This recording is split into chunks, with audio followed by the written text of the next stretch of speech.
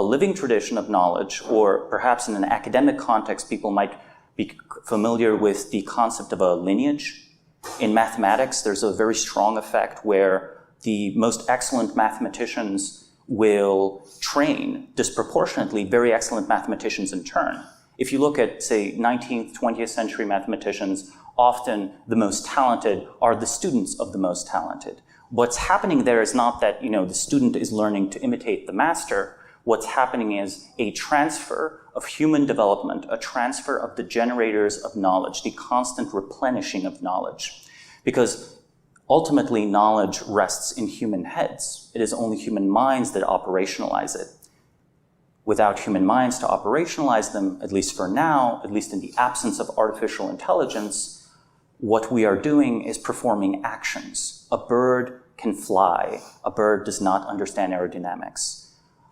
Our organizations, our hospitals, our states, they are not birds. They are constructed. They are machines. So as soon as the bird forgets to fly, that's not going to happen. But the bird might have learned a theory of flight, which is doubtful. It could still fly. But if a pilot forgets how to pilot a plane, the plane crashes. Or maybe the autopilot kicks in and it works for a while.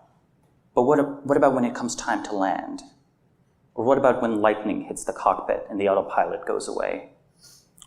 So, living tradition of knowledge is a pilot that knows how to fly a plane, or even better, an engineer that knows how to design a plane, a mathematician that knows how to prove new and interesting theorems and come up with breakthroughs, a philosopher that understands, maybe understands Aristotle, right? Or maybe understands their particular school and contributes to it dynamically rather than simply aping or imitating or wearing the tribal costume. I talked about traditions of knowledge. That was an environment where people were in a machine, and this machine might have been functional or non-functional, but they didn't know how it was built. If there is no one in the entire corporation or the entire government bureaucracy, honestly, at scale, both tend to look very similar, that knows how it works, that organization is then dealing with, at the very least, a dead tradition.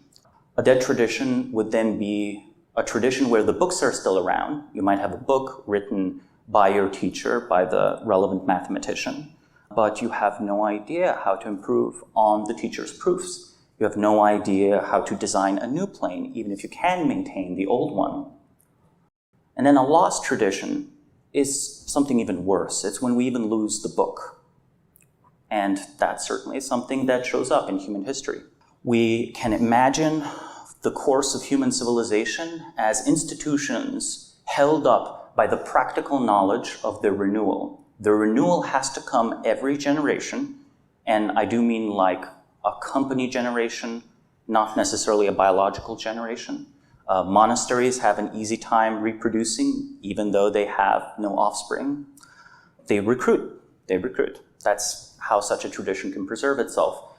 So we're left with some few exceptional cases of information transfer. A few of these towers of knowledge rise higher than the other ones. And these towers of knowledge then represent functional institutions that have solved the succession problem, that then subsidize all the shallower towers of knowledge. Right now, I'm sure each of us can think of at least 3 failing American institutions.